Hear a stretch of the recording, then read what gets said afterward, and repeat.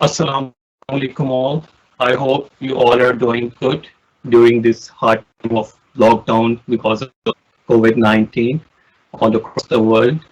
I am Muhammad Taimur bin Tanveer and I am Research Associate at Center for Islam and Global Affairs and a PhD candidate at Istanbul Sabahattin Zaim University. I welcome you all on behalf of CIGA to our 12th webinar. It's 5th May 2020 and we have Dr. Usama Al-Azmi from University of Oxford, where he's working as departmental lecturer in Oriental Institute. I will just give a brief intro and then we will move forward to our webinar. Dr. Usama Al-Azmi did his BA in Arabic and Islamic Studies from the University of Oxford and his MA and PhD in Near Eastern Studies from Princeton University. During his undergraduate career, he also pursued Islamic studies and taught in Islamic seminaries alongside academic institutions. His research interests are Islamism, the ulama and contemporary politics, contemporary debates in Islamic thoughts, methodological debates in Islamic studies. Currently, he is working on his book titled Islam and the Arab Revolutions and a journal article, The Reception of Hakimiyya in the Arab World after Maududi and Qutb. Today he is going to talk about on confronting tyranny in Islam. Dr. Osama will talk for 40 to 50 minutes and then we will have a Q&A session. For those who are watching this webinar on Microsoft Teams, please write your questions in chat box. And those who are watching on Facebook, you can write your questions in comment box. Dr. Osama, floor is yours. Assalamu alaikum wa rahmatullahi wa barakatuh. Thank you so much for inviting me. I'd like to begin by thanking Dr. Sami Al-Aryan for kindly inviting me to yourself, Brother Taimur, and also to Muhammad Akhtani's for really making this a remarkably smooth experience despite being in sort of different locations. So it's my pleasure to be able to share with you some reflections on a certain topic that I've been studying and writing about, researching for quite a few years now. And I hope people can see my slides, inshallah. I've sort of shared my screen and hopefully everyone can see my slides. And hopefully you can see myself on a small screen on the bottom right, wherever you may be sort of connecting, whether on Teams or on Facebook, inshallah. So the subject, the topic that I gave for this discussion, I'll be speaking about for about 40 to 50 minutes, as Brother Taimur mentioned. I originally mentioned the topic as on confronting tyranny in Islam.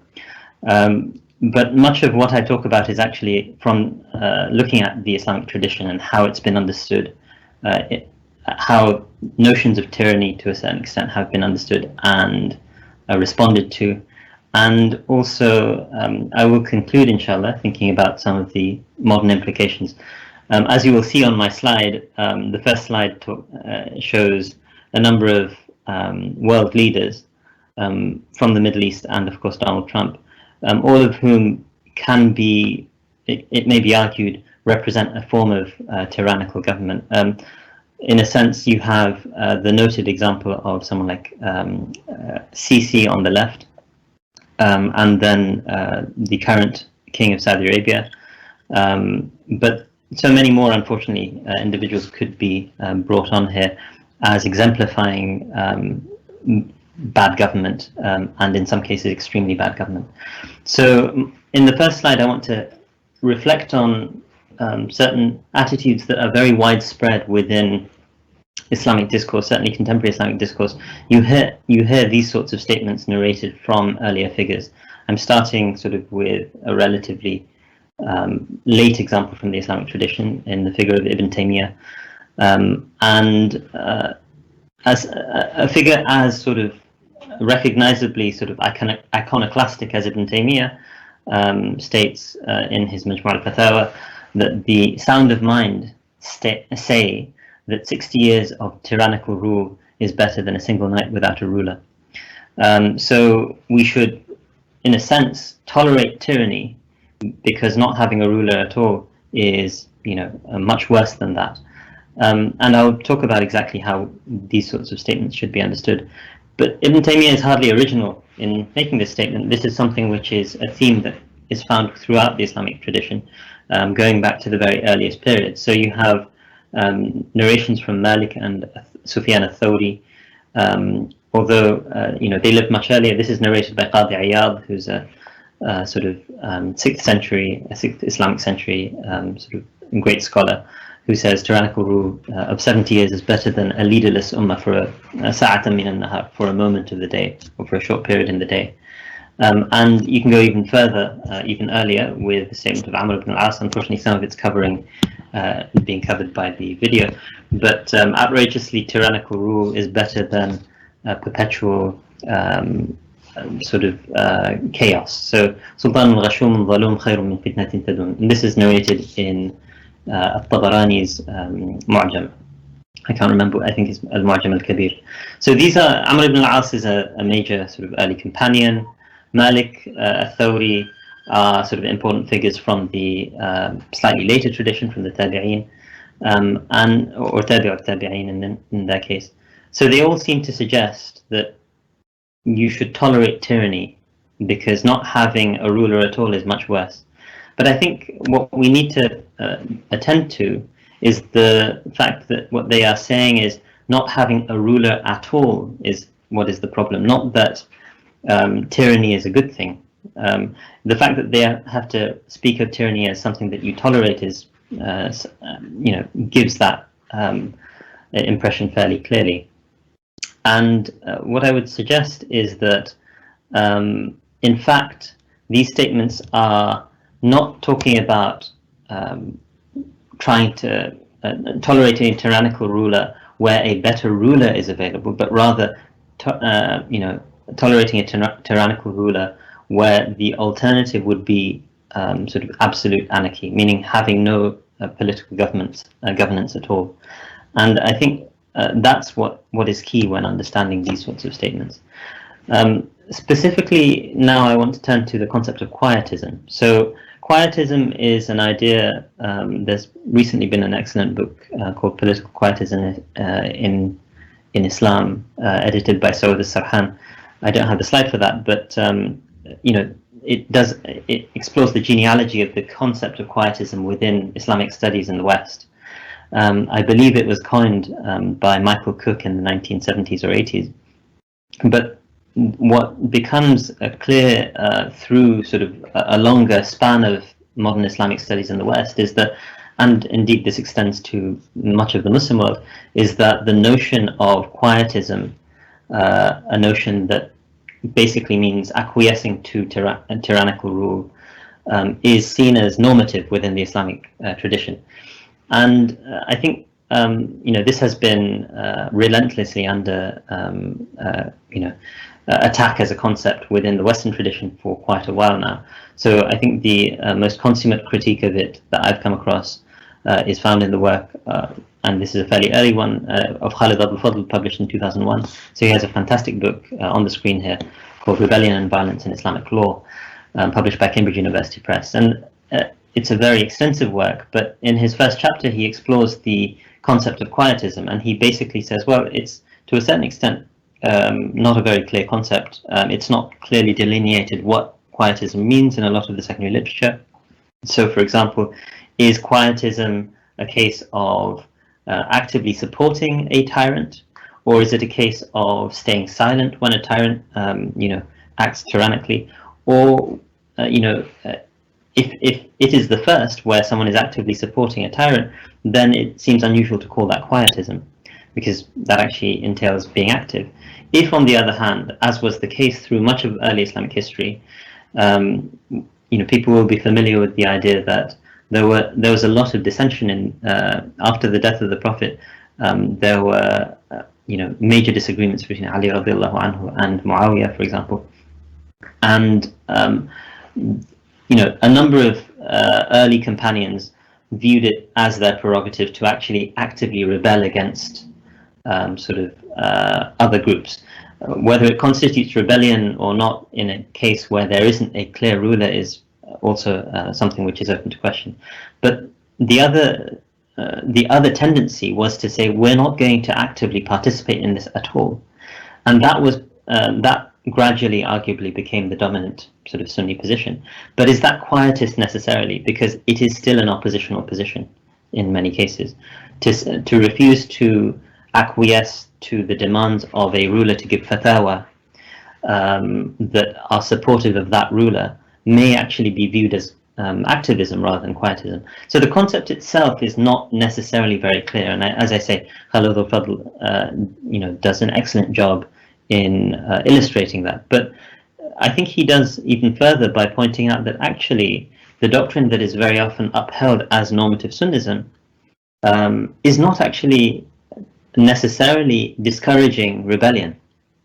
And he explains this. I was recently rereading the section, so it's, as I recall, on page 19 of this book. He basically points out that what the scholars were ultimately concerned with was the sort of main tenets of order. And so if a rebel group came and usurped power and unseated the actual incumbent in a particular context, then the scholars would say that as long as they maintained sort of order after that displacement, then it is acceptable for them to be, in fact, they become the recognized ruler, and it's not permitted to rebel against them. Now, it's not permitted to rebel against them actually means in this context, it's not permitted to rebel against them unless someone can do that and replace them effectively until they become the sort of actual ruler. Because the fact that they are willing to accept, this is the medieval jurists, the fuqaha generally, the fact that they are willing to accept this rebel as being able to establish rule, that is an important condition, that they are able to establish themselves and unseat the other person from power, or the other group from power, means that they actually implicitly legitimated the initial rebellion, even if they would have discouraged it, sort of like they do not want to encourage rebellion per se, but it's implicit if they are accepting a rebel taking power that it's not an absolute discouragement from rebellion. In fact, it's rebellion. It's only a prohibition against rebellion if you cannot succeed, in a sense. And so, Noah Feldman, I think, has one of the most thoughtful, I think, rereadings of this excoriation of the medieval jurists by Western scholars, going back as far as Hamilton Gibb in the 1930s. Gibb famously sort of said that Mawardi, who was a major jurist, dies in the year 1058 of the Common Era. He basically was read by Hamilton Gibb as justifying absolute tyranny and casting out the rule of law. This is because Al-Mawardi essentially said that if someone comes and displaces the power of the caliph, and the caliph is no longer actually empowered, the caliph is able to still sort of persist as a legal fiction by simply stating that this person who has in de facto replaced me is actually someone I appoint to take sort of charge of the affairs of the sort of khilafah or whatever, the Muslim sort of polity. Through that sort of legal fiction, Gibb was basically saying, well, that's a perfect acquiescence to a tyrannical rule. This person has come without any sort of anything other than brute force, and Al-Mawardi is legitimating that person's power. Now, Noah Feldman, in his book, The Fall and Rise of the Islamic State, argues, in fact, that actually Al-Mawardi was really interested ultimately in upholding the rule of law. And so he actually characterizes this as a brilliant maneuver whereby, in sort of recognizing that actually the de facto ruler is that person, but we can still bring them within the fold of Sharia-based rule of law, the power to legislate, the power of rule of law still lies in the hands of the ulama. The ulama are ultimately still the arbiters of what law is in those environments, because the rule of law is represented by the Sharia, and the Sharia's custodians are the ulama. And so what he was ultimately doing was not legitimating the tyranny of a usurper, but rather actually reasserting the ulama's sort of authority and their dominance over the rule of law. And I think, I find Feldman's reading quite compelling, to be honest. I mean, I think he does a far more reasonable sort of reading of that, undertakes far more reasonable reading of the situation with Mawardi, and then following up from Mawardi with Juwayni and Al-Ghazali, than has been undertaken by previous scholars. And so, in a sense, one of the other things I should add that Feldman mentions is that these invocations that we saw on the previous slide about avoidance of tyranny is actually about basic order. It's not legitimation for actual tyranny. What it is saying is that there needs to be basic order, but once that basic order is there, there are ways within the Islamic tradition of negotiating, at least in the medieval Islamic tradition, of negotiating with a tyrannical situation without necessarily legitimating or justifying it. One of the things that has changed, and I'll touch on this in a much later slide, is that from Mawardi's time to the modern period, is that the ulama are no longer in charge of the rule of law. In fact, modern states and modern tyrants are more or less completely in charge of the political dimension of Muslim polities in the modern period, and indeed the legal dimension. And so this is a major shift, which is, I think, quite a problem in many respects. Now, I want to shift gears, actually. I was speaking about the juristic tradition briefly, but I want to actually look now at the roots of the juristic tradition, in a sense, which are found within the Quran and the Hadith literature. So I'm starting with the Quran, and you have a famous verse which hopefully is mostly visible to you in the Arabic. I'll read the Arabic and I'll read the translation, but this is, in a sense, the main verse that is used from the Quran to justify obedience to rulers. And I want to problematize that reading of the verse. Let me read the verse first. It says, أعوذ بالله من الشيطان الرجيم بسم الله الرحمن الرحيم يا أيها الذين آمنوا أطيعوا الله وأطيعوا الرسول وأولي الأمر منكم فإن تنازعتم في شيء فردوه إلى الله والرسول إن كنتم تؤمنون بالله واليوم الآخر ذلك خير وأحسن تأويلا. I've translated sort of most of the verse here. O you who believe, obey God and obey the messenger. Okay. And then it adds, and those in authority among you. And then it says, but if you are in dispute over any matter, and I've underlined that, so it does not preclude the fact that one can disagree with or have disputes with, and tanazu' in Arabic is quite strong. Dispute in a sense is a gentle translation of tanazu'. If you are in serious disagreement over anything, then refer it to God and His Messenger, if you truly believe in God and the last day. Now, this is sometimes used in the modern period, this verse, to say that, look, you're supposed to obey God and obey the Messenger and those in authority. Okay, there's a considerable debate in the Islamic tradition about who those in authority are, but I think the dominant position is probably al-ulama wal-umara, or al-umara wal-ulama, meaning the political authorities and the jurists, because the jurists, as I've mentioned, were the custodians of the rule of law.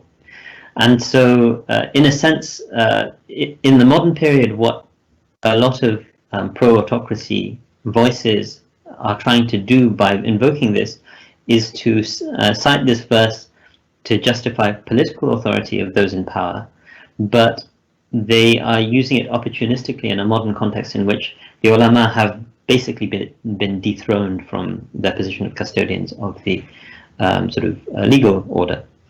And so it's, in my estimation, a disingenuous use of the verse, but it's also one which neglects the classical or the pre-modern sort of exegetical literature on this. So the pre-modern exegesis on this is actually quite clear that it's repeatedly found within authoritative exegetical literature that the verse very deliberately says "Ati'u Allah wa ati'u Rasul," meaning obey God and obey the Messenger, and so it mentions the verb obey with God and the Messenger to signal absolute obedience. And this is, come back to later on in the verse when it talks about, if you have a dispute, then go to God and His Messenger, because that's where absolute obedience is due. But when it comes to the people in authority, wa ulil amr, it doesn't use the verb obey, and the exegetes more or less unanimously agree that this signals that obedience is not on the same level as obedience to God and His Messenger. And so that's one point. And then already the verse is talking about the fact that there can be very serious disagreement. And it's not saying if there is serious disagreement, then you are sinful because you have to obey the ulil amr, you have to obey the people in authority. Rather, it's saying everyone should resort to God and the Messenger. And so everyone has to, in sort of later Sunni doctrine, this would be understood as resort to the Quran and the Sunnah. So the sacred text of the Quran and the Sunnah as found in hadiths and potentially other sources as well. And so this verse is not something that ought to be understood, I think, and was not understood in the medieval era, despite how sort of some modern figures would like to present it as a justification of autocracy. Next, I want to look at perhaps the most important hadith in this connection, which is there are numerous hadiths, but they, this is a hadith. This particular hadith of Ubadah ibn Samit, a companion of the Prophet, is found in the collections of Bukhari and Muslim, and it is repeated in other collections. But the fact that it's in Bukhari and Muslim means, for Sunnis in particular, it's completely canonical, and so this is one that we should look at very carefully. I haven't had the space on the screen to be able to include the Arabic here, so I'll read the Arabic from memory, so it might not be absolutely perfect. But Ubadah ibn Samit says that Bay'ana Rasulullah sallallahu alaihi wasallam, we pledged allegiance to the Messenger of God, peace and blessings be upon him. Bay'ana Rasulullah sallallahu alaihi wasallam ala sam'i wa ta'a, to hear and obey, meaning his authority, fil usri wal yusri, whether in difficulty or in ease, wa ala al manshati wal makrahi, whether we like it or not, whether we are willing to do that or whether we dislike it, wa ala atharatin alayna, even if others are preferred over us. And some of the commentators, they point out that this is whether, if you find that you're not being fairly treated, other people are being given preferential treatment. وَأَنْ أَلَّا نُنَازِعَ الْأَمْرَ أَهْلَهُ, this is kind of crucial, and that we do not contest the authority of those in power. Okay. إِلَّا أَنْ تَرَوْا كُفْرًا بَوَاحًا عِنْدَكُمْ فِيهِ مِنَ اللَّهِ بُرْهَانٌ, unless you see absolutely clear and unequivocal disbelief. So if someone basically who is a Muslim ruler comes out and says, I am no longer a Muslim, then that would constitute absolute unequivocal disbelief. If someone if someone drinks alcohol or engages in sinful behavior, within the Sunni tradition, sin does not constitute disbelief. It's extremely reprehensible, but it does not constitute disbelief. And so, but then the problem that we have in the invocation of this hadith is very often people will conclude at that end, at that point. But the rest of the hadith says, after إِلَّا أَنْ تَرَوْا كُفْرًا بَوَاحًا وَأَنْ نَقُومَ أَوْ نَقُولَ بِالْحَقِّ حَيْثُ مَا كُنَّا لَا نَخَافُ فِي اللَّهِ لَوْمَةَ لَائِمٍ, that we, in addition to the above, hearing and obeying and not contesting the authority of those in power, unless they express clear disbelief, it also talks about speaking the truth and standing up for the truth. And there are variations, both speaking and standing for the truth are both narrated, but that we should stand for or speak the truth wherever we may be, حيث ما كنا لا نخاف في الله لومة لائم, without any fear of anything for the sake of God. We don't care about people criticizing us because we are standing up for the truth, we don't care about it for the sake of God.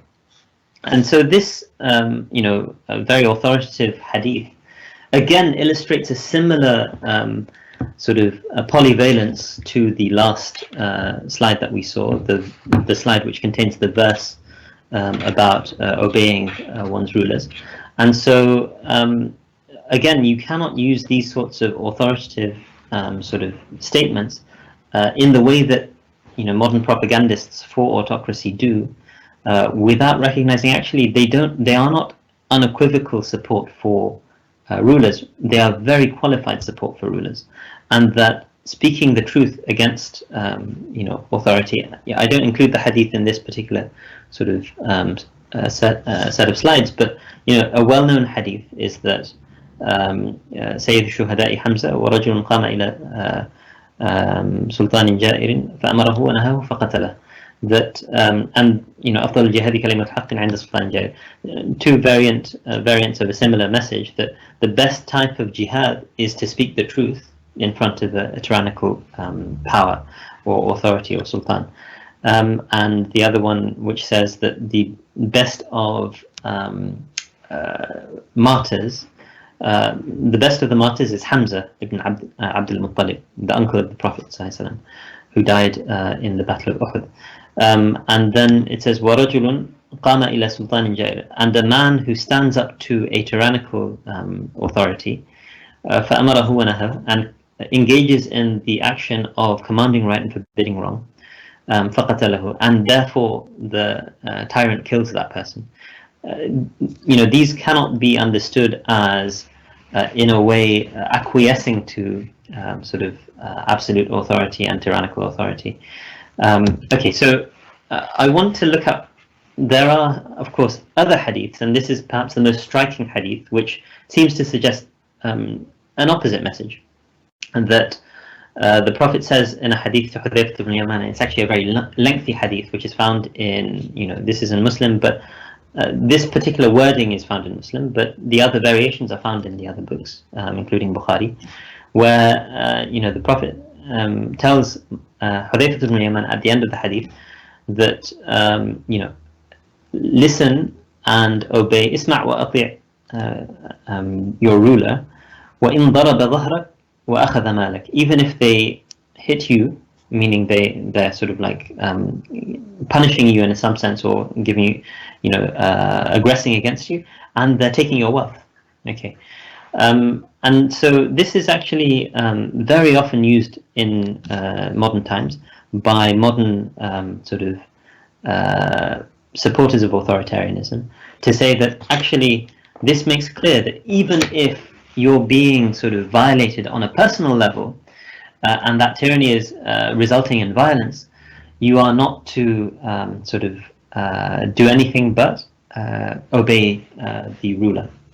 Now, there are a number of objections to this hadith. There is the objection that a number of scholars point out, that this particular version of the hadith in Sahih Muslim is sort of weak. But even if we don't consider it weak, because there are sort of variants found in Sahih ibn Hibban and Musnad of Imam Ahmad,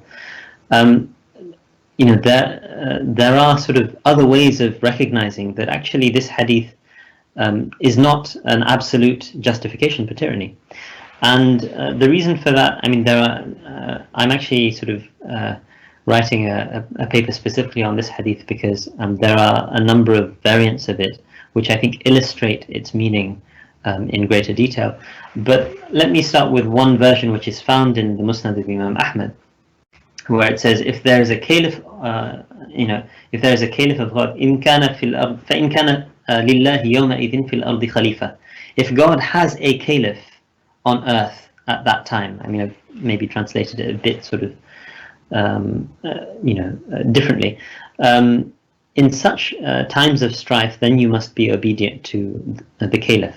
And so, in a sense, even if they lash your back and take your wealth, so even in that sort of, in that variant, it makes clear that it's really about having a legitimate khalifa.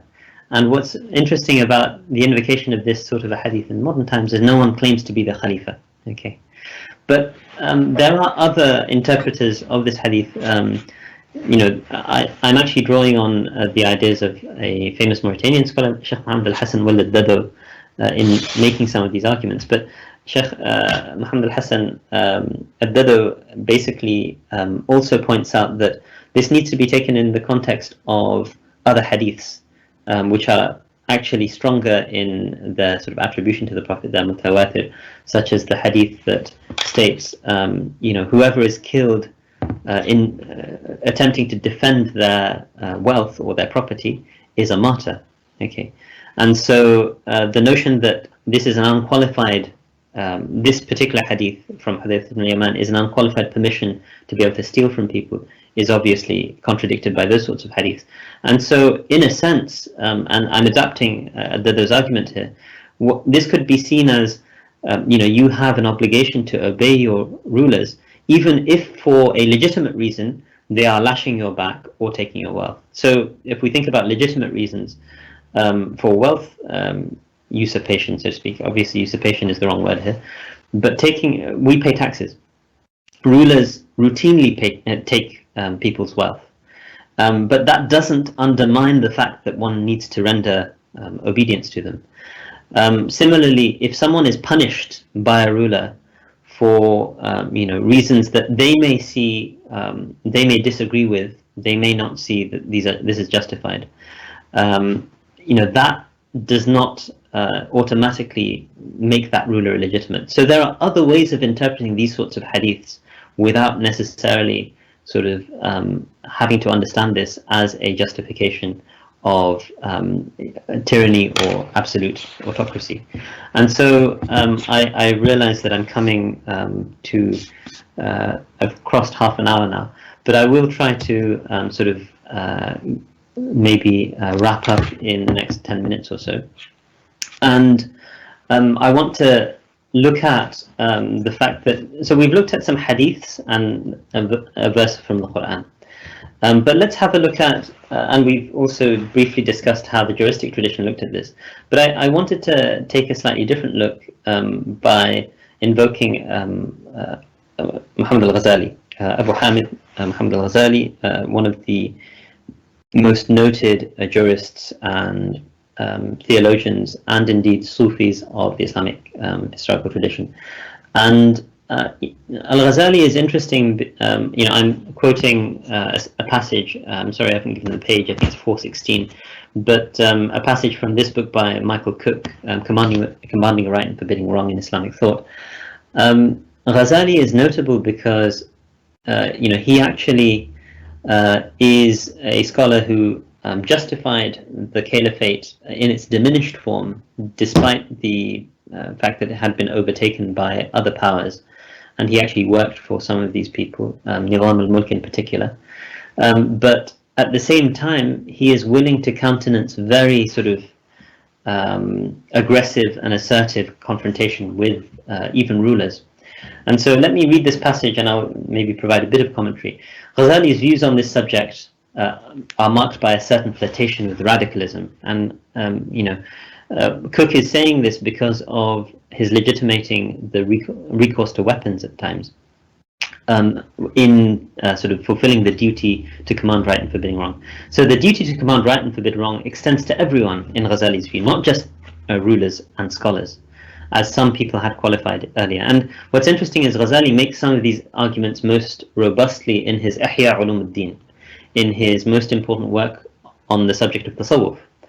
And so even from a Sufi paradigm, he is arguing quite assertively that commanding right and forbidding wrong is for everyone to do at their level.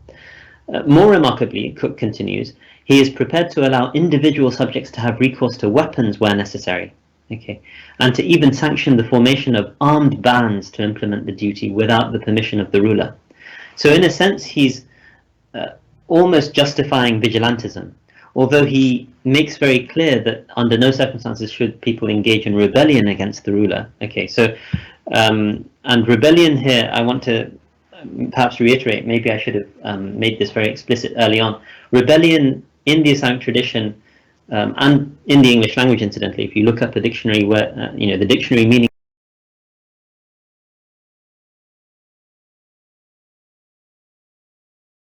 primary meaning of rebellion means armed insurrection. Okay, so armed, taking up weapons against a political authority is obviously not something to be done lightly, and that's what scholars through Islamic history have generally strongly discouraged. Okay, but then there are complications because it's a question of how you interpret who is engaged in rebellion, and some scholars, actually said that at the point at which a ruler becomes a tyrant, they constitute the rebels.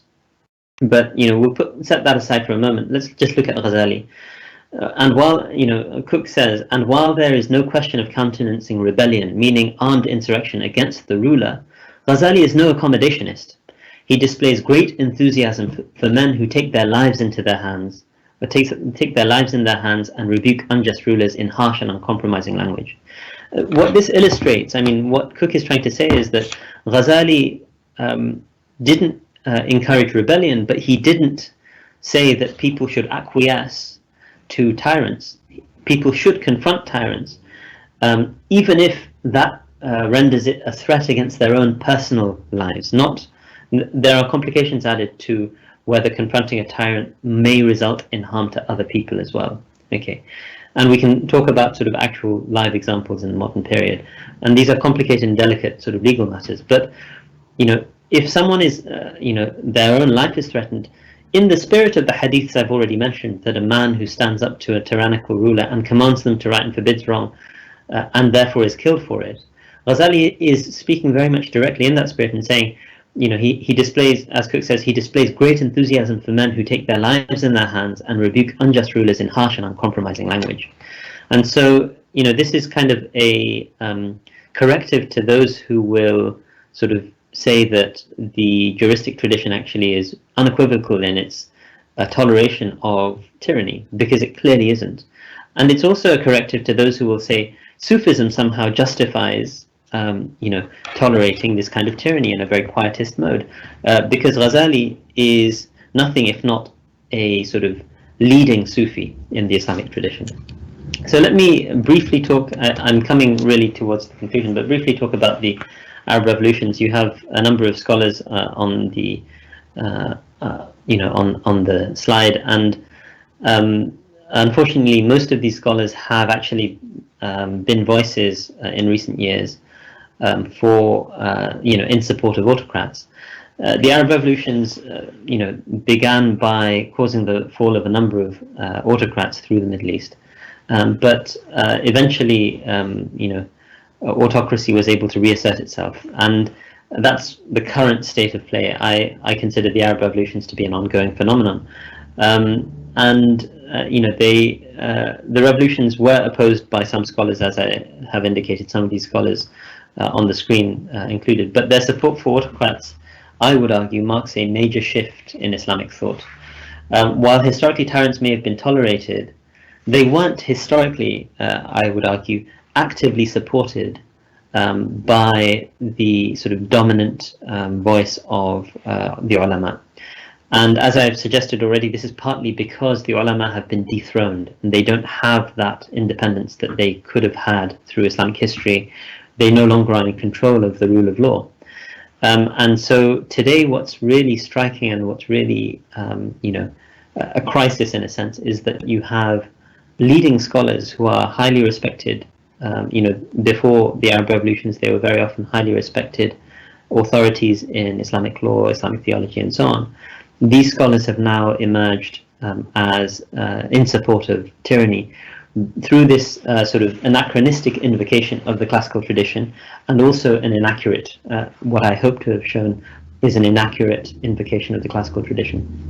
And so I think this is something which really is a crisis in the modern period that is in many respects unprecedented. I don't think that the constellation of leading scholars that you have in support of tyranny in many respects do not appear to have precedent in the classical tradition. As I've already argued, I don't view people like Ghazali or Al-Mawardi to be people who actually legitimate tyranny. And part of this may be about how tyranny is defined, of course. So that's another sort of dimension of this. And in many respects, one of the things that scholars have been conscripted into by powers such as the United Arab Emirates in particular. And so, I have this.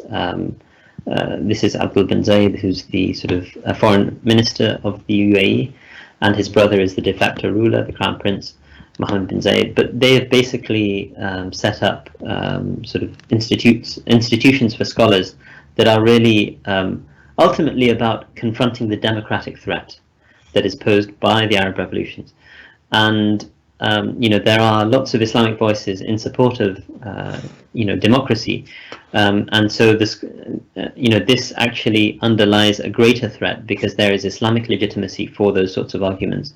A lot of these scholars, people like Yusuf al-Qaradawi and others, have over the last 20-30 years systematically espoused an Islamic democratic discourse.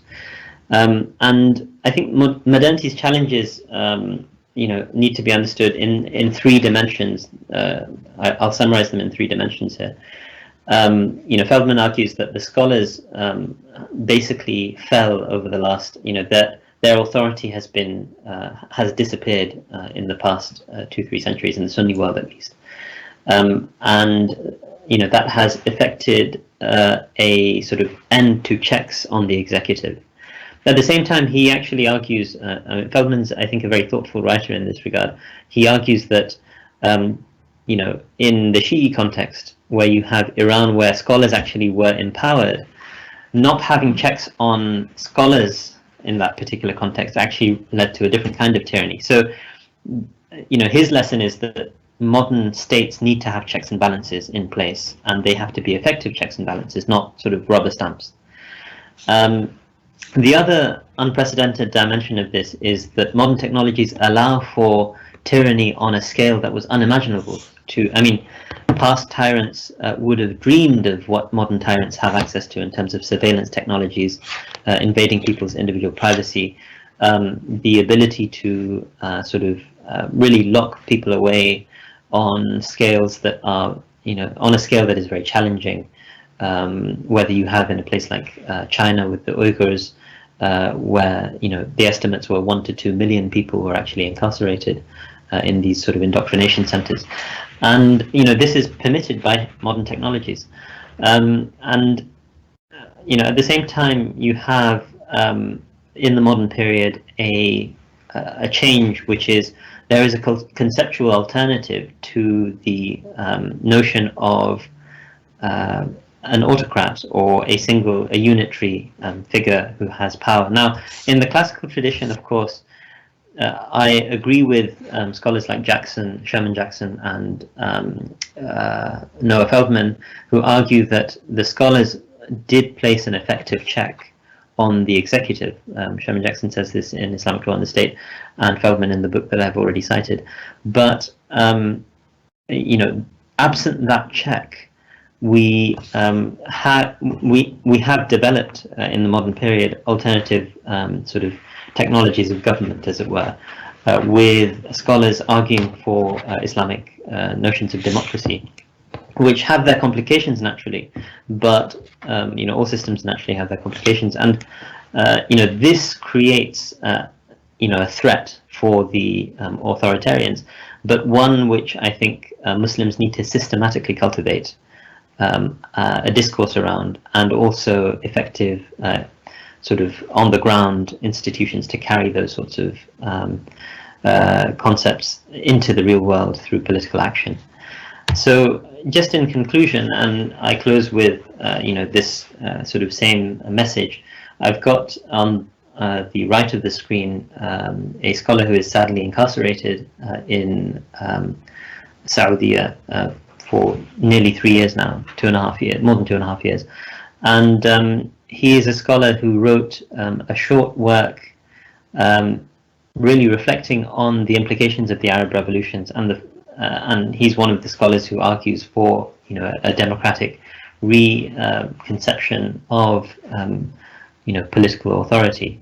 And so, but understandably, of course, under the current circumstances of absolute tyranny in Saudi Arabia, he's been incarcerated in circumstances which really do amount to torture. And he's in a fairly advanced stage, as far as I recall. He's in his 70s. I think he was born in the 1950s, and so almost 70 or thereabouts. And so, in a sense,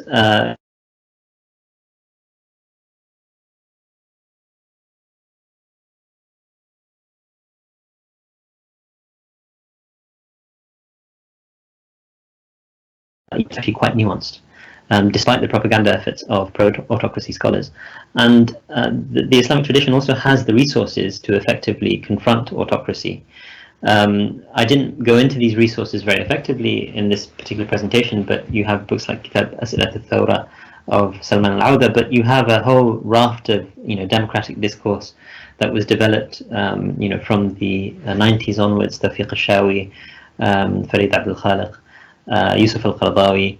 So various scholars did try and develop discourses of sort of limiting the power of the executive, and these need to be consciously operationalized, because at the level of theory they have only so much sort of impact. They need to be operationalized by Muslims on the ground, and autocracy. And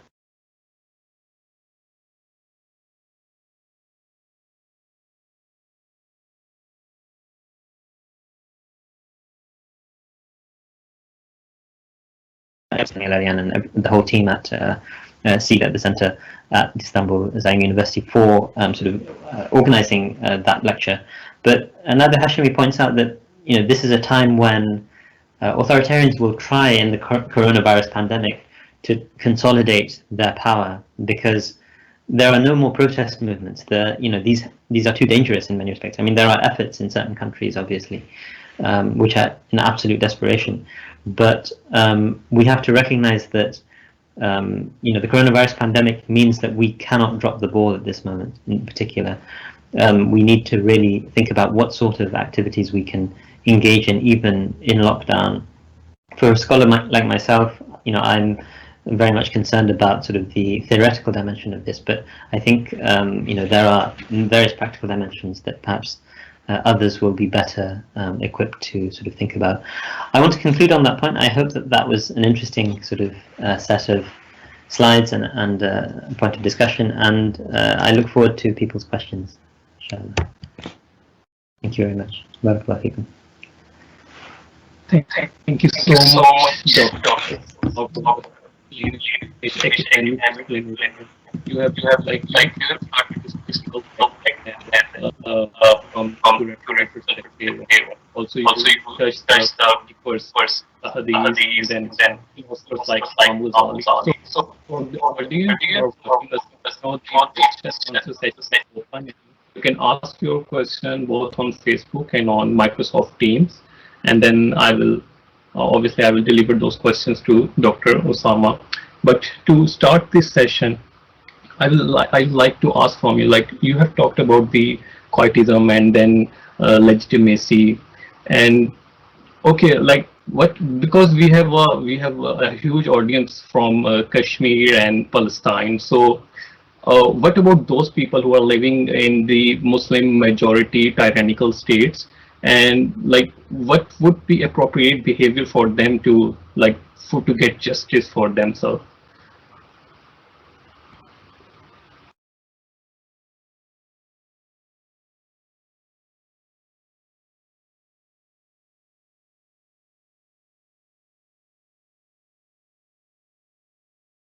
Jazakumullah khairan. Sorry, I was muted for a second, so I was talking without anyone hearing. I think this is a very challenging question and a very important one, and in many respects, I think I kind of signaled towards the end that there are different areas of expertise in these sorts of arenas. There's scholarly expertise, but there's also operational expertise, and I think those two types of expertise need to work together. But I'm not necessarily the best qualified to comment on specific examples.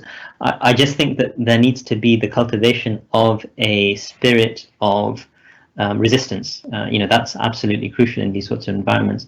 and recognizing that people have different sort of capacities in those sorts of environments. Ultimately, I think the challenge is that as long as Muslims are politically weak, it will be very easy to take advantage of them, whether in Kashmir, whether in the east, in the Uyghur part of China, whether in places like Myanmar, whether in places like Palestine. Without political power and political agency, and this is argued by Salman Sayyid in Recalling the Caliphate, it's in many respects very difficult to be able to sort of confront these sorts of challenges. And until then, I think it's about cultivating a disposition for most people, because for most people it will not be something that they can actively confront. So it's about a disposition of recognizing that something is wrong. This goes back to, in a sense, a hadith, the famous hadith of commanding right, forbidding wrong, that if you cannot change something with your hand, you change it with your tongue. But if you're in a situation where you cannot even speak out against it, you have to at least feel that it's wrong in your heart. And I think what we should always try to do is resist going into that lowest state, which the hadith later says is the lowest state of Iman. We should always try and speak out against these things. But we also recognize that we live in a time where someone like Sheikh Salman al-Auda, who I mentioned in the last slide, the only thing he was doing is speaking.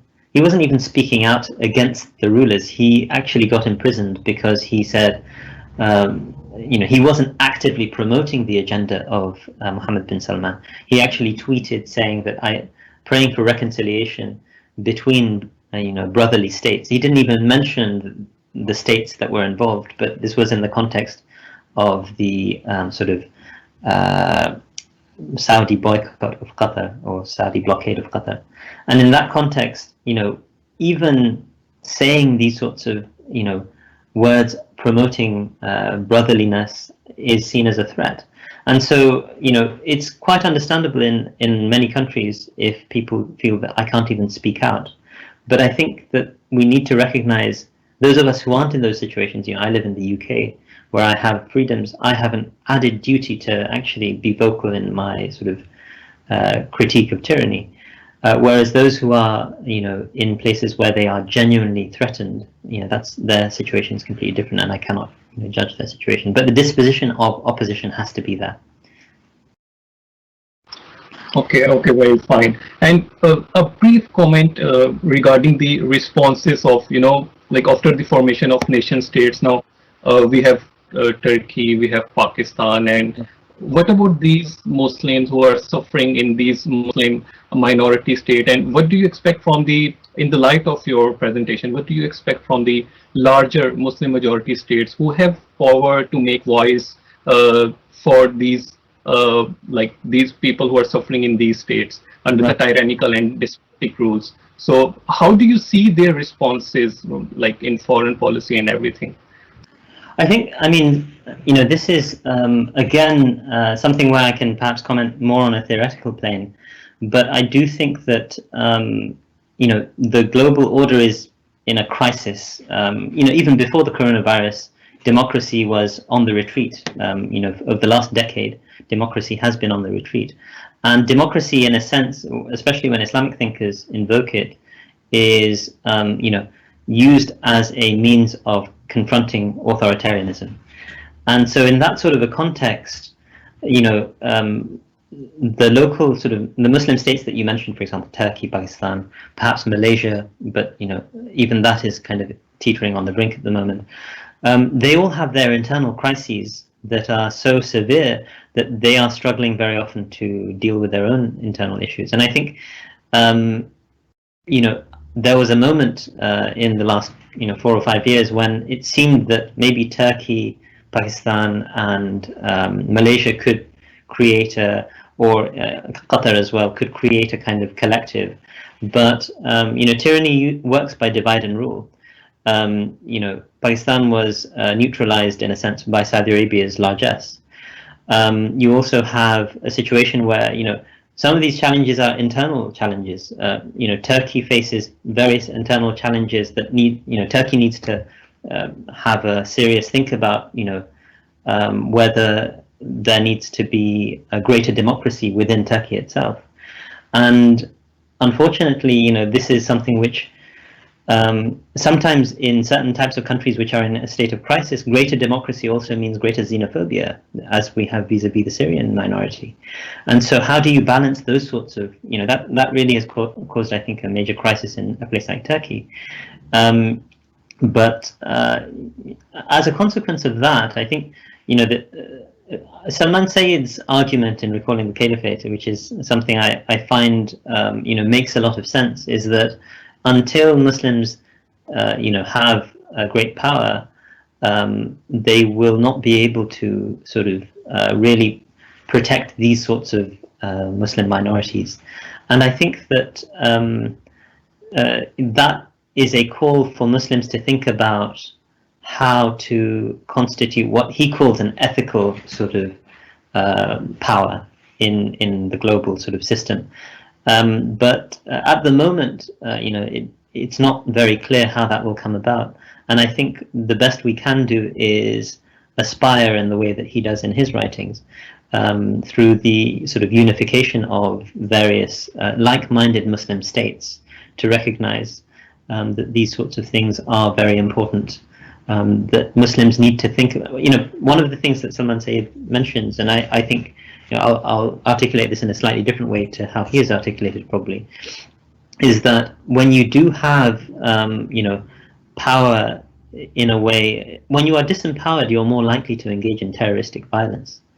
And, I think that is a major problem. We can also talk about the normative structures that, define terrorism as being sort of non-state actors in a world where state actors perpetrate mass violence against civilians as well. So these are complicated matters, but I hope that is a way to it goes part of the way to answering what you were asking, Shan. Sure. And if hypothetically, if in under a tyrannical rule, some groups or one group try to like make a resistance against that tyrannical ruler or tyrannical status quo, how does this the sectarian polarization in some countries will impact on that, or it has some sort of impact on these movements? I mean, this is really sort of a major challenge in terms of the sectarianization of the discourse in recent decades, to be honest. And a major driver of this has been sort of the Iraq War, unfortunately, which, after the Iraq War, the politics in that country was sort of systematically sectarianized, including by the occupying sort of forces.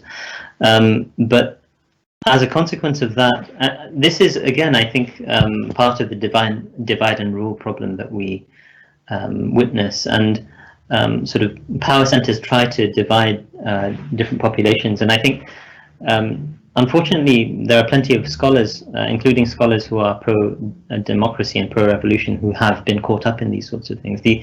A noted example that is mentioned in the secondary literature, although there are probably some layers to it which cannot be disentangled in this brief response, is Yusuf Qaradawi's response to the Bahrain revolution, where he basically said, well, this isn't a true revolution, this is a sectarian sort of fitna, or something along those lines he used. And I think there has been a genuine sort of, throughout the region, I said genuine paranoia, but there has been a paranoia which is not without, not completely without basis, about the way in which Iran has tried to extend its sort of power through the region. There were certain leaks that came out, I believe, in the New York Times about 7 months ago, about the extent to which Iran had sort of taken control of Iraq. And those sorts of things do not help this situation. But I'm not sure what the answer to that is, to be honest. I mean, I think a lot of politics in the region of the Middle East at the moment is very zero-sum, and regional states are, feel threatened by one another and see this as an existential fight. Can that be reconceptualized in another way? I think it's urgently needed to think beyond sectarianization, but sectarianization is extremely expedient for the perpetuation of tyranny. So I think scholars who are trying to promote democracy need to really actively think beyond sectarian lenses. That would be my thought. Yeah. Sure. So we have a question here, like Al-Kawakibi was a very leading person. Even his book Tabak considered to be the most important in fighting tyranny in the modern time. So the question is like, could you please elaborate on the role of Kawakibi in fighting tyranny? Okay, so Kawakibi, I read his book Tabaa al-Istibdad around 2 years ago, so it's not fresh in my memory. But I would say that he was an early voice who recognized, and he's not the only voice, but a number of he's perhaps the most articulate and most explicit voice who wrote a book specifically on sort of the natures of tyranny or despotism. And I personally think that his sort of intervention was very important. He dies, I think, in the year 1902. But in our own time, there are many people who picked up that mantle and sort of tried to confront tyranny. In our own time, I think you have people like Yusuf al-Qaradawi who are, who ground their discourse very much in the Islamic tradition in a way that is far more sort of engaged with the Islamic tradition than Al-Kawakibi was. And I think that has its strengths as well. But I think the challenge will perhaps be that in more pluralistic contexts, can someone like Qaradawi create a discourse that can be attractive to, say, secularists who have also become a very significant force in the Middle East, or indeed to non-Sunnis, and that's a challenge, I think. But I think Kawakibi is an extremely important figure in terms of opening up this discourse. And I think you also have in our own times, aside from Qaradawi, I've mentioned a few other figures, Tawfiq Shawi and others, but someone like Hakim Mutayri, who's a Salafi scholar. And unfortunately, very often you have a challenge within the Salafi discourses of greater sectarianism, which I think is a problem that needs to be really reflected about. But Hakim al-Mutayri wrote a couple of books over the last 20 years or so, some of them collectively going over 1,000 pages, which really were a systematic confrontation of tyranny using the Quran and the Sunnah. And so I think the discourses have developed considerably, and Kawakibi was, in a sense, a pioneer of that discourse. There's another question, like, can you discuss the impact of different school of thought on the political course, such as Hizbul Tahrir and the Madkhali school of thought? Right. So, I mean, there are a number of different tendencies. I use certain terms in my own sort of writing, my own academic writing. And Madkhalism is basically a subset of the Salafi tradition. In the Middle East, I speak of three sort of broad traditions: Islamism, coming out of the Ikhwan al-Muslimin tradition; neo-traditionalism, coming out of the Azhar tradition; and Salafism, coming out of the traditions of Muhammad ibn Abdul Wahhab, and centered mainly in Saudi Arabia. So within these, both neo-traditionalism and Salafism have autocratic sort of dimensions, or branches. I would say branches because they have branches which are also anti-authoritarian, anti-autocratic. Unfortunately, the sorts of branches which are pro-authoritarian are the ones which are promoted aggressively by states. So Madkhalism is now, this goes back to the teachings of a scholar in Medina by the name of Rabi' ibn Hadi al-Madkhali, who basically argues that the ruler can do no wrong, and so whatever the ruler says, you have to hear and obey. And this comes to sort of absurd proportions sometimes, where people will say even if the ruler is engaged in the most flagrant acts of sin, and goes ahead and there are narrations which are falsely attributed to Imam Malik, for example, that's that Imam Malik allegedly, and as I say, it's falsely attributed to him, said that it's permissible to kill a third of the people in order to preserve two-thirds, for example. And so that sort of behavior can be is justified by this madkhali orientation. As I say, it's through a very selective reading of the Quran and the Hadith literature, and that's why I went very carefully through certain verses and certain hadiths to point out actually there's nothing necessary within the classical tradition to legitimate that sort of reading. Those readings are a sort of choice. They're a particular sort of orientation, a particular interpretative framework that is applied to the Quran and the Sunnah, in which the sort of ruler is the absolute guide. And within neo-traditionalism, this or the Azhari orientation, this seems to also be something which is quite strong. So you had notably someone like Ali Gumara, who's a Azhar-based scholar, legitimating and the massacre against civilians at Rabaa in 2013. Over 1,000 civilians killed, according to sort of independent estimates, and that sort of thing, unfortunately, has been legitimated by certain groups within these sorts of tendencies, and they need to be refuted. And it's not difficult to refute their sort of discourse. Part of the challenge, however, is that their discourse, intellectually, it's not difficult to refute them. What is the problem is that they are on repeat constantly. The propaganda is constantly being repeated ad nauseum in the outlets that these people control. And as a consequence of that, people actually start to believe that, no, actually, I'm supposed to render absolute obedience. And if I don't render absolute obedience to tyrants, then I am actually sinful, because by the lights of the Quran and the Hadith. So that's something which we need to combat, obviously. Okay. I'm also comment on the contemporary Iranian state. Like, it's a byproduct of revolution and resistance against a tyrannical rule of Reza Shah Pahlavi. So, like, then we also see in 2013 the Rabaa massacre. And the Iranian movement was also started from Tehran scare of, like, it named as Jali scare in 1978, where the Shah regime had killed many Iranian protesting against his tyrannical rule. How the both resistant movement ended differently.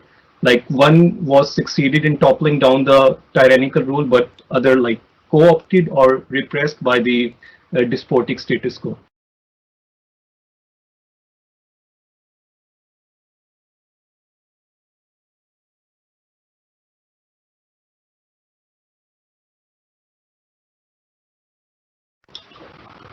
You have to unmute it. Sorry. So I was saying that I'm not necessarily an expert on the Iranian Revolution, but I sort of what I do know about the Iranian Revolution suggests to me that it indicates the need for circumspection about power as well. So even though Sunni sort of activists very often try to highlight that we are actually going to be different from we have a different tradition from the Shi'i tradition, because we do not empower the ulama to go into positions of power.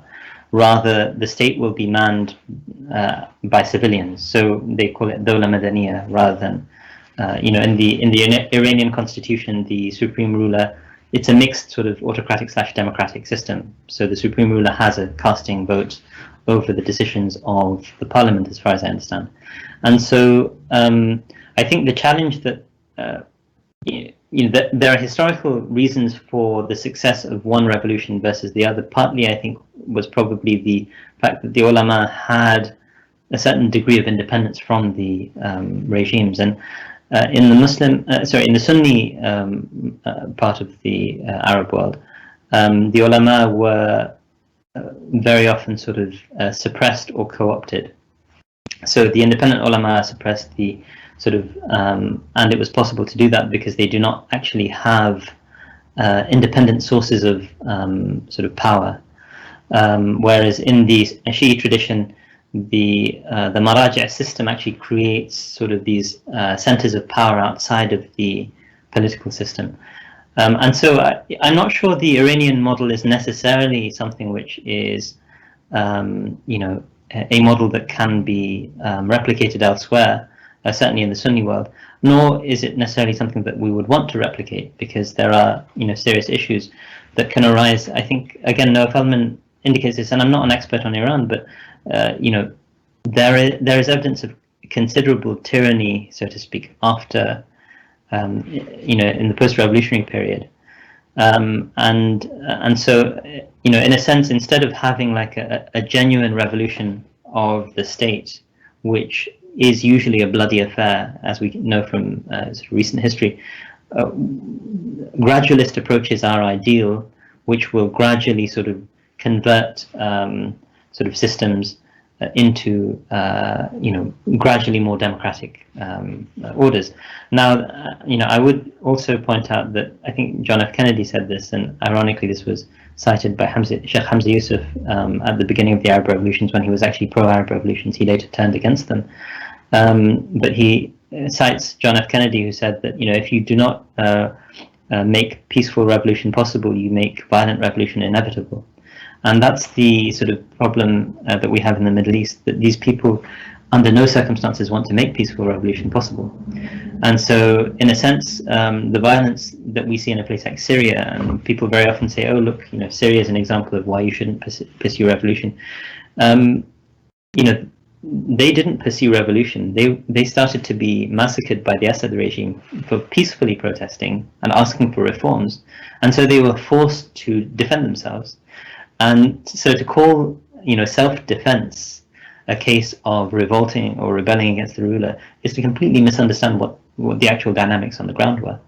So I hope that sort of you know, gives a bit of a varied sort of perspective on the matter. So there is a question like the people who are working under the tyrannical government, are they considered to be accomplices, like under the chain of order? So this, you know, this is quite. Ahmad ibn Hanbal was asked this reportedly, and this is reported a few centuries afterwards by, I want to say, Ibn al-Jawzi in Manaqib of Imam Ahmad. And so the narration to Imam Ahmad might be a little sort of questionable. I don't think he provides a historical report necessarily, but it's narrated by a number of people that Ahmad said, was asked by his jailer, you know, there's a hadith about those who support tyrants. Would you consider me to be a supporter of the tyrant? He was telling his jailer. His jailer was asking him, because Ahmad ibn Hanbal was famously someone who refused to acquiesce to the ruler's demand that he accept a certain doctrine about the Quran, which he considered to be heretical. And so, you know, incidentally, he didn't rebel against the caliph. He just basically refused to comply with the caliph. So the caliph had him sort of imprisoned, and you know, he sort of was asked this question by the jailer, and his response to the jailer was reportedly that no, you know, you wouldn't be considered one of the helpers of the tyrants. You're actually one of the tyrants themselves, right? So, so in a sense, the scholars who are unfortunately complicit in this, I do think they are very much complicit. In fact, I mean, some of these scholars actually, you know, systematically legitimate, in Islamic terms, these sorts of behaviors on the parts of tyrants. They say that, you know, and this is really unfortunate. You know, this is a scholar who I personally studied with, Abdullah ibn Bayya. I visited him at his home, and I have, you know, a great deal of respect for his scholarship. But he also, you know, has been one of the voices in the sort of from 2013 onwards, where he articulated a position on sort of public policy, where he said the ruler has the absolute right to sort of engage in public policy making without consulting the ulama, and the ulama have no veto over the ruler. Okay, he argues this in his sort of, and it's been translated as well. But it's a small argument in a broader text on tahqiq al-manat, or I think he calls this verifying the ratio legis or something like this. There's a translation I can give a link for. And so that sort of justification of tyranny, I think, is the worst kind of complicity one can engage in. And even if it's a case where he is engaged in an ijtihad, I think we have the right, scholars have the right to call out certain ijtihads as being completely wrong, and this is one of those instances where I think a number of scholars have been very critical of his effectively providing cover. This is the case of Abdullah ibn Bayy, providing cover for that sort of tyranny. And so scholars who do engage in that sort of behavior, I think, are complicit in tyranny, and they should be very concerned about that. A lot of them may actually say that, well, I'm supporting tyranny because the alternative is anarchy, and this is an argument that has been put forward by some of these scholars. Sheikh Hamza Yusuf is one of them, who said that I support government because I don't want anarchy. And I think the challenge with that is there's such a lack of imagination in recognizing that it's not a choice between tyranny and anarchy. It's a choice between tyranny and good government. And what scholars like this, who have access on the inside, should be doing is calling for good government and calling for sort of representative, accountable government.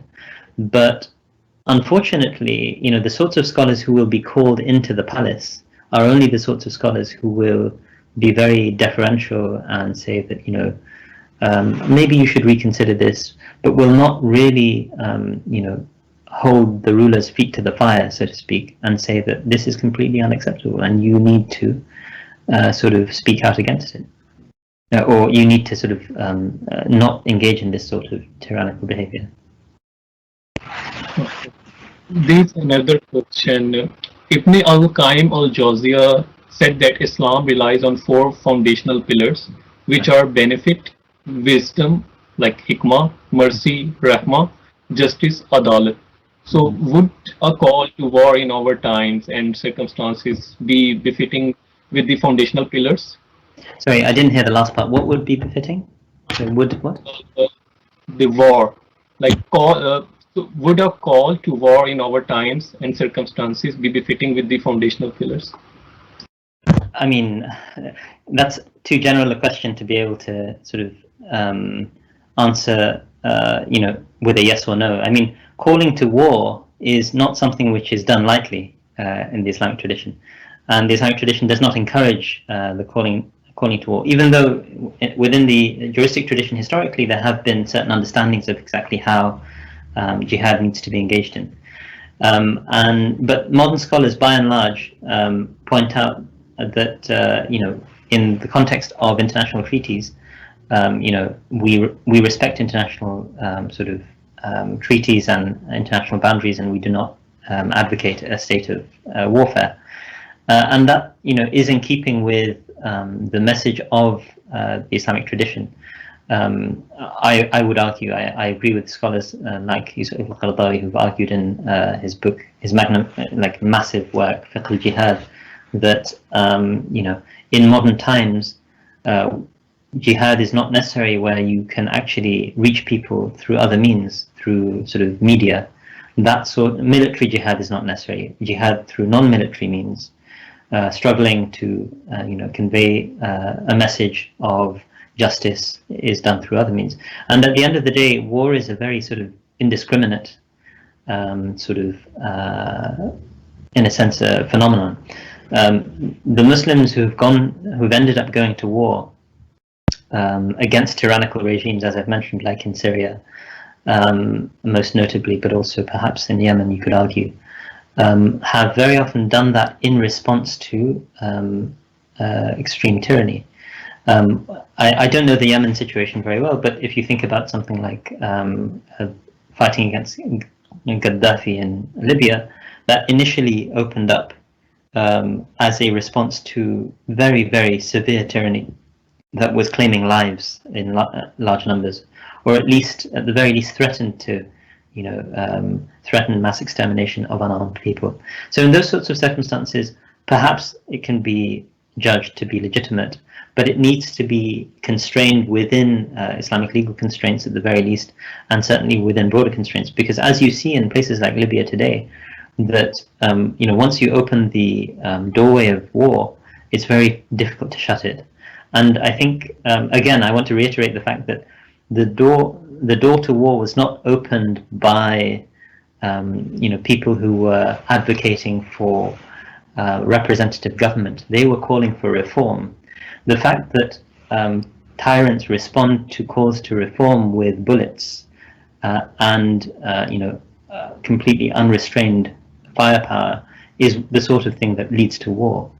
And it's really, I think, an absolute abdication of one's scholarly sort of responsibility for certain scholars to argue that, well, because tyrants respond to sort of calls for reform with warfare, the blame of that warfare falls upon those who are calling to reform. That's that's such an abject and unconscionable perspective on these sorts of questions. And I think that's what needs to change. We need to be, but at the same time, I think there is a major challenge that tyranny, historically, it has led to a great deal of wanton violence. So you have a situation where, under the Nasser regime in Egypt, the severe suppression of the Muslim Brotherhood created an offshoot within the Muslim Brotherhood, inspired by Sayyid Qutb, who had been, severely tortured within the prisons of Al-Nasr, and as a consequence, that actually created the germ for certain types of extremism. And so, in a sense, we need to be very wary about. I mean, I personally attribute that sort of extremism arising out of a certain type of tyrannical suppression of legitimate discourse and legitimate grievance and calls for reform, etc. But it's a complicated phenomenon. That sort of terroristic discourse, it's potentially a problematic phrase, needs to be, we need to bear in mind that those sorts of things can be the result of not taking a circumspect perspective of how to confront tyranny. Because it's very tempting, especially for young people, to say, this is completely unacceptable, and these people who are engaged in this, they're obviously unbelievers. Let's fight them militarily. But that can break into vigilante violence, and that's what the ulama who responded to Qutbism, including someone like Yusuf Qaradawi, incidentally, but various other scholars, that's what they were very clear in being wary of, while at the same time continuing to call for reform very forcefully. And that's what we need to do, inshallah. Okay. There is one question, like you said, like there are some people who say we are not supporting the resistance against tyranny because we are choosing between tyranny and chaos or anarchy. Maybe for them, tyranny is better than chaos and anarchy. So if we see the example of Bangladesh, like they have hanged so many people of Jamaat Islami Bangladesh, and the supporter or people, they are just sitting and they are just observing and they are following the quietism. So what about those sacrifices? Is it a collateral damage? What about those people? So, I mean, I think people are not necessarily sort of sitting back and just taking it. It's just another case of a place like Bangladesh, unfortunately, is becoming a one-party sort of tyranny, and so it's ostensibly a democracy. But when in the last, I think, elections, it was something like the ruling party got 97% of the vote, or something along those lines, or of the seats in parliament. It's not really a meaningful democracy anymore, and so in those sorts of circumstances, I mean, I know that people in Bangladesh are, very often very opposed to what goes on. But again, it's a balance between calling for reform and being threatened with, very serious consequences and repression and so on. And I can, I have family members in Bangladesh who've been caught up in this sort of problem of government suppression. And so, in these sorts of circumstances, I think we need to recognize that there needs to be a discursive dimension, there needs to be an activist dimension, and A lot of the activist dimension is something which I'm not necessarily qualified to comment on, but there needs to be very careful strategy as well, and that strategy is is not necessarily, that's not a specifically Islamic question very often. It's a question of what maneuvers are going to be most effective. Can we sort of call upon the international community, which has basically vanished since the Donald Trump has emerged as the quote-unquote leader of the free world. And so in those sorts of circumstances, when your options are very limited, you work incrementally. Let me sort of invoke a prominent sort of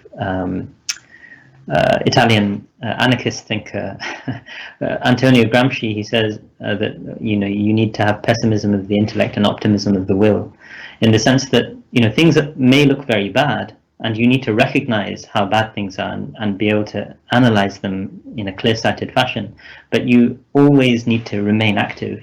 And I think the positive thing about the Islamic tradition in this regard is that the Islamic tradition recognizes that even losing in this sort of a battle and making the ultimate sacrifice is actually a gain.